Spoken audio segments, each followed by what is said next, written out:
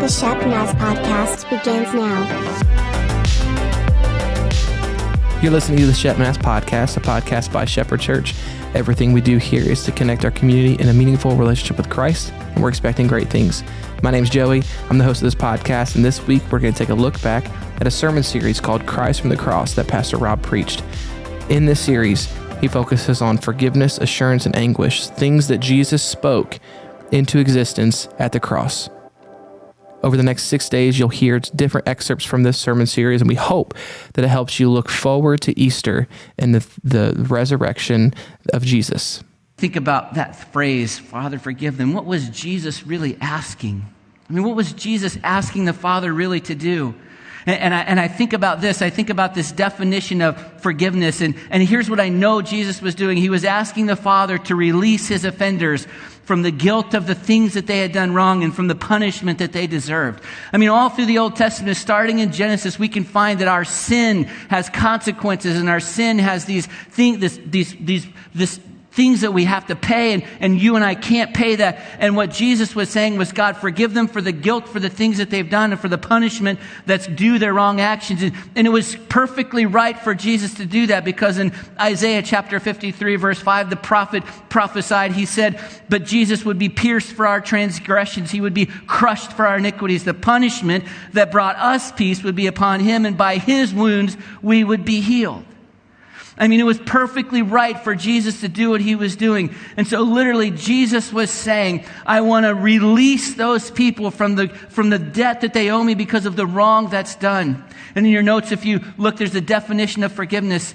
To forgive someone is to consciously and willingly and intentionally choose to release them from the debt that they owe you because of the wrong that is done to you. And here's what I found all in my life and all through history as I study the Bible and everything, that forgiveness always costs somebody something. Forgiveness never comes free. Forgiveness is almost always accompanied by hurt that you have in your life because of that, and it always costs somebody something. Then I was thinking about these words. Jesus spoke, Father, forgive them, release them from the debt that they owe and the guilt of their sin. And then Jesus goes on and he tells us why he asked for forgiveness. He says, Jesus said, Father, forgive them, for they don't know what they're doing. I mean, these words that Jesus spoke were literally for your benefit and for my benefit. They were for the benefit of the guilty. Jesus could have prayed this prayer in his mind and his head, and he could have said, forgive them, and no one ever knew what he was saying, but he said it out loud because he wanted us to hear it, because he wanted those who were guilty that day to hear him offer them forgiveness. Jesus was not praying for people who were ignorant of their actions. When he says they don't know what they're doing, he wasn't praying for people who didn't have any idea what they were doing. They all knew what they were doing. Each of these people, each of these groups knew what they were doing was wrong. And at the very least, if we want to give as much grace as we can, they could have known what was going on. They should have known what was going on. And they would have known what was going on had they listened to Jesus and the claims that he made about who he was, and had they read any part of the Old Testament that was available to them. Jesus wasn't praying for ignorant people. He was praying for people who knew what they were doing. Jesus was praying for people who did not perceive the far-reaching implications of their actions, of the consequences of their sin, but at the same time, they had no idea that the crucifixion that they were witnessing today was different from all the other crucifixions that they had seen in their lifetime. They had no idea that the death of this man would be intertwined with their life and the life of every human being who would ever walk on the face of this planet. They had no idea that the death of this man would bring life to those who believed in him and who trusted in what he did and put their faith and their hope in him. And if they truly didn't know what they were doing, and they really were ignorant, apparently ignorance does not absolve a person from the need to be forgiven, because Jesus said if they didn't know what they're doing, still forgive them. They really didn't know what they were doing. It seems from Jesus' request that ignorance does not absolve us from our need to be forgiven. So why did Jesus pray this prayer out loud? I think it was for the benefit of the guilty, for you and for me. And I think it was as an example of how we should live.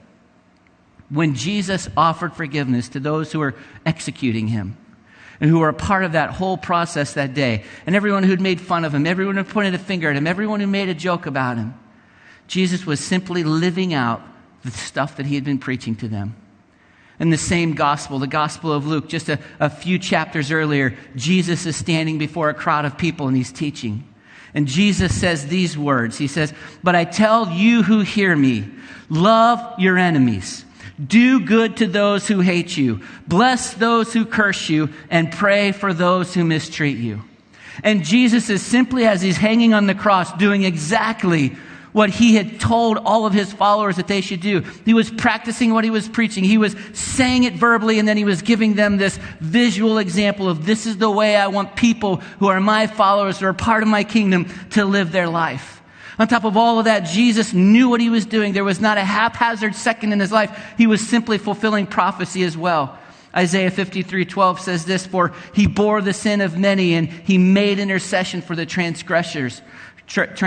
And so as Jesus is hanging on the cross between two thieves, praying for them and praying for you and me, he literally fulfilled prophecy." As we wrap up our time together and I think about what Jesus said on the cross and why he said it, I think there are two things that come to my mind this morning. Wrapped up in this phrase, experiencing God's forgiveness is our privilege. Because of what Jesus did on the cross, we have the incredible opportunity to ask Jesus to forgive us for the things that we've done wrong and know that the price has already been paid by what he did on the cross. And if I trust what he did and I put my faith and my hope and my love in him, then I could experience this abundant life that he talked about here on this earth and eternal life with him forever. And so the question this morning is have you received God's forgiveness in your life? Because it's simply a prayer away, because the price has already been paid. In your notes, there's even a place right there, right in your notes, right where we are now, that you could pray a prayer that says, this is what I need to say in order to ask God for forgiveness and confess my sins and surrender my heart to him and get my name written down in this book of life that I can live forever. But I have to be honest with you. I know that's what it was about, but I feel like the reason that Jesus prayed this prayer out loud was for another reason. It was for every person who may have ever been hurt in this life. Every person who's ever had anybody wrong them or mistreat them or do anything wrong to them, Jesus was giving us an example of how to live. So while experiencing God's forgiveness is our privilege, extending God's forgiveness is our responsibility. If you're a human being, if you're a follower of God, even if you're not a follower of God, to hold on to the hurt and the pain that someone has caused you in your life and you choose not to extend forgiveness to them is the opposite of what God's calling you and asking you to do, and it will hurt you in the long run. Let's be honest, right? If anyone is in this room or watching online that's ever had anything done wrong to them, you don't have to think about it, right? If I were to say to you, is there anyone in your life that you've chosen not to forgive? Is there someone that you need to extend forgiveness to that for whatever reason, because of the hurt or the pain or whatever is associated with it, you've chosen not to extend that forgiveness? Chances are, if you have something like that in your life, you don't have to think hard about it. You know that it's there. You live with it all the time. And chances are maybe even you know that you should forgive that person. You know that you should extend forgiveness because that's the way that we live. And you've heard that preached maybe 100 times before. But maybe you're saying, I'm going to do it, but not today. Maybe you're saying, I'll do it someday. I just need to understand what happened. I just need to get myself healthy. I just need to process all of this. I just need to get over it. And can I remind you, the example that Jesus set for us is that Jesus offered forgiveness while he was still on the cross. And while the pain and the hurt was still fresh, and while the blood from his wounds was still flowing down his body and pooling at the foot of the cross, Jesus did not wait until he could figure it all out and process it and understand it. He did it right then and there as they were putting the nails in his hands, as they were putting the nails in his feet, and as they were jamming the crown of thorns on his head. He said, forgive them. And if there was ever anybody who could have the right to demand retaliation or justice, it was Jesus. I mean, and he has the privilege that we don't have. Jesus never did anything wrong. The Bible says he lived his life and he never sinned. He never had a wrong thought. He never said something that was cruel or mean. He may have said things that made people think, but Jesus never offended God. He never did anything that God did not want him to do. He never did any of those things. So if anybody had the right for retaliation or revenge, it would have been Jesus, because he literally never did anything. And you and I cannot have that right, because we're all guilty sinners, as guilty as the two men that were hanging on the sides of Jesus and both sides on a cross. But Jesus did not demand retaliation. He did not demand punishment. He recognized that forgiveness always costs somebody something, and he was the one paying the price. And the truth is, this morning, then just a minute, we're going to wrap this up. We're going to sing a song, give the offering, and we're going to walk out the doors. And the truth is that you are going to walk out the same way that you came in, or you can walk out different. The choice is literally up to you. The choice that you have is to pay the price, because the price has to be paid, and live in freedom by offering forgiveness, or to pay the price and to live in bondage by not offering forgiveness. It's totally your choice, and you'll make one of those two choices before you leave today. But I want to say to you this morning that if you forgive whoever it is for whatever they did to you, you're going to pay the price. You're already paying the price. You've already paid the price. You can't turn the clock back and undo it, but you can live in freedom. By offering forgiveness, you're no longer tied to that event. You're no longer tied to that experience. You're no longer tied to that person. You're set free of all that. Corrie ten Boom, who was a prisoner in a Nazi war camp, saw her family mistreated by Nazi war prisoner, by guards, and saw most of her family died.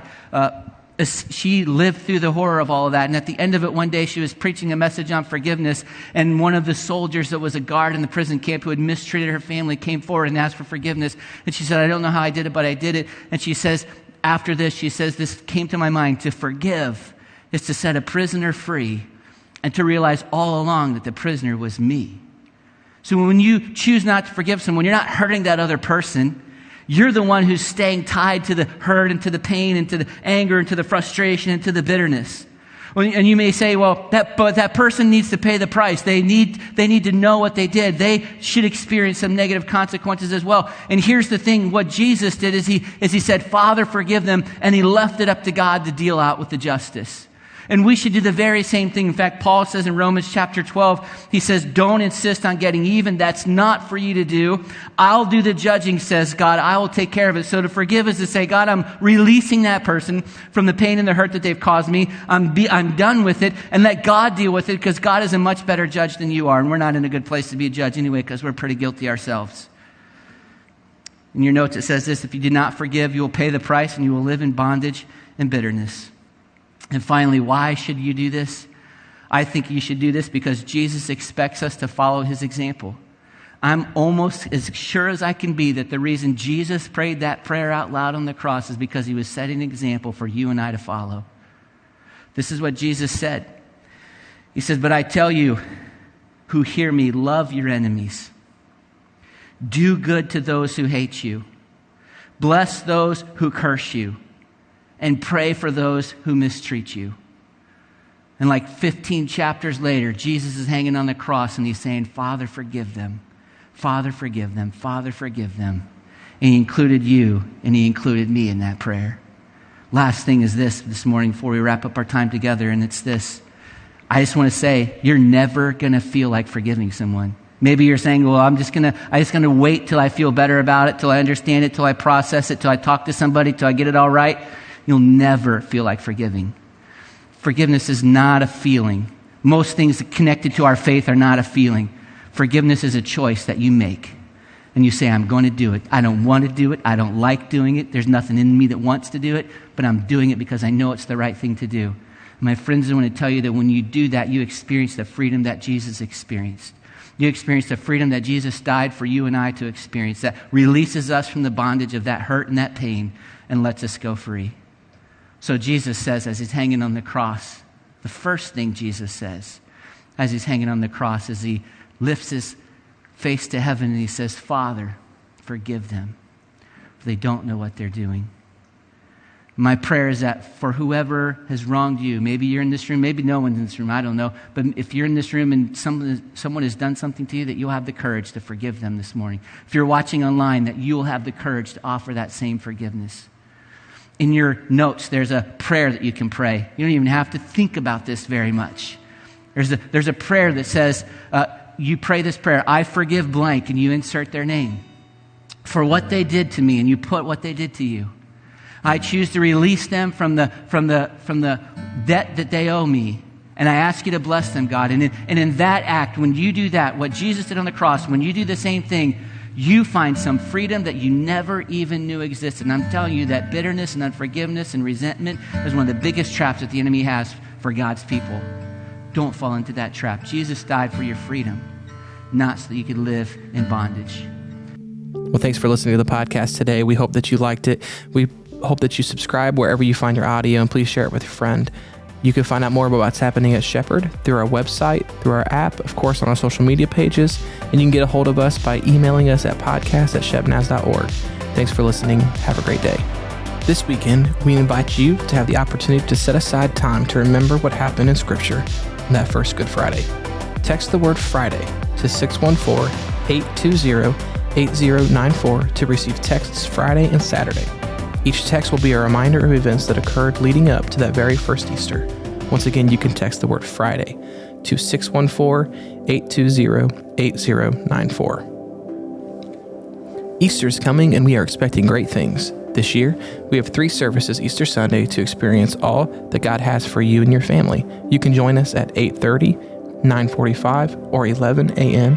on April 9th, right here at Shepherd Church. Plus, you can find out all about what's happening here Easter weekend by visiting shepnaz.org/Easter 2023. We can't wait to see you here and celebrate together. A brand new event is coming to Shepherd Church this spring. Springfest happens on April 7th, and your family is sure to love it. There'll be tons of activities, from inflatable obstacle courses to a glow party, from a petting zoo to axe throwing. There's even going to be prizes for winners of games and tournaments that we have, like cornhole and cane jam. Seriously, we can't wait to see you here for Springfest. You can learn more by visiting shepnaz.org/springfest. Make plans to come and spend the evening on April 7th with us at Shepherd Church. This podcast is a production of the Shepherd Church of the Nazarene, Gahanna, Ohio. Email to podcast@shepnaz.org and let us know what you think.